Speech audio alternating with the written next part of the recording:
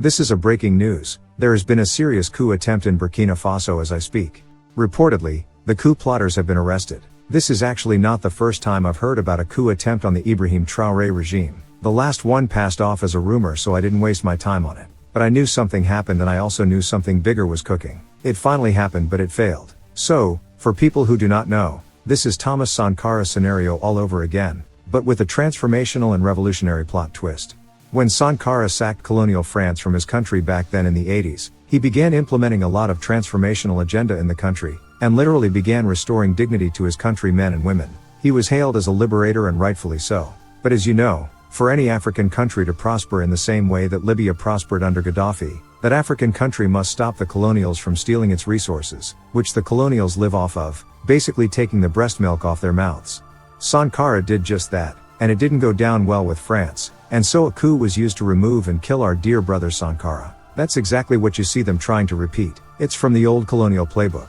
But like I said, old colonial playbook. Certain things in life really don't age well. This is one of them. That's why I talked about a new plot twist to the story. That twist is the Russian involvement in this whole new era freedom movement across the continent of Africa. Believe me today, in case you never did before, if it weren't for Russia, these Sahel brothers would have been removed and killed a long time ago by France. France had killer squads in nearly every French colony in Africa. When you don't do their bidding, they take you out. Nosingbe Ayadima of Togo headed one of those squads for France, and that's how he came to power after taking out another brother who wanted to set Togo free from the claws of colonial France. And he stayed in power till his death, and now his son has taken over. I hear his son is much more liberal person than his tyrannical dad. But that is the story. Read it up. So those Sahel brothers would have been gone, but for Russia. How is Russia helping? It isn't just the military posturing in the form of Wagner PMC fighters and other military assistance from Russia. The biggest game changer is intelligence. Africa's intelligence framework is weak, and it has been made weak for a reason, so that Africa continues to stay under. That's why a colonial could look an African leader in the face and literally tell him or her when they would be kicked out of power, and it happened. Today, especially in the Sahel, with Russia's help, the intelligence framework of our people is receiving an incredible boost, and it's showing.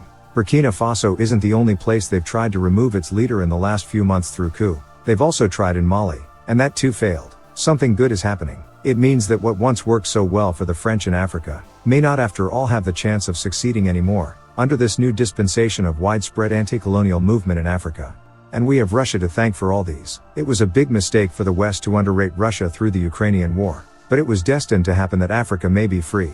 We stand together as one big, strong, formidable family, shoulder to shoulder with our Sahel brothers as we pray for more colonial Iroko trees to fall across Africa, because this is our moment.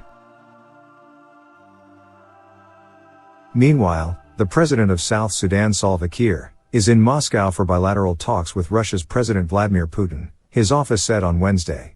The minister for the presidency, Barnaba Mariel Benjamin, said Kiir will discuss the peace implementation process and preparations for the 2024 elections. Kiir, who would also discuss economy, regional stability and security, was earlier on received by Putin, who said, Russia will support South Sudan in addressing its internal political challenges and ensuring security. In opening the meeting, the Russian president said that relations between the two countries are developing very intensively.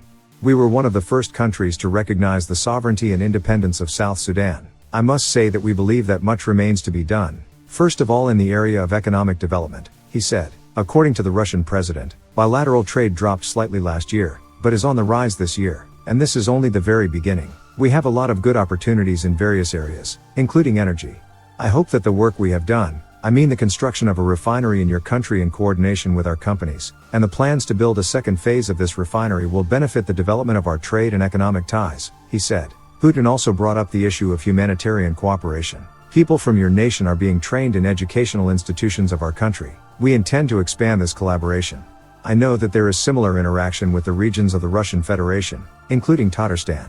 I hope that this area of activity will only develop, he said. You have heard it all, fellow Africans. What more can I say? Just like the Sahel region, Russia had already silently made big moves in South Sudan, and many didn't even know it. This same Salva Kiir of Sudan was just at the UN begging them to lift the arms embargo on his country so they can properly take care of security issues.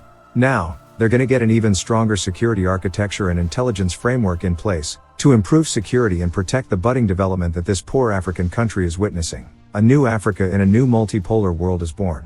South Sudan is fully Russianized and they're very happy about it. This is probably why Britain and the West are resisting the Russianization of the other Sudan that's now at war with itself. But it's only a matter of time. Viva Africa! Africa will live and those who want her dead will perish before her eyes. Have a blessed day and stay tuned for more updates.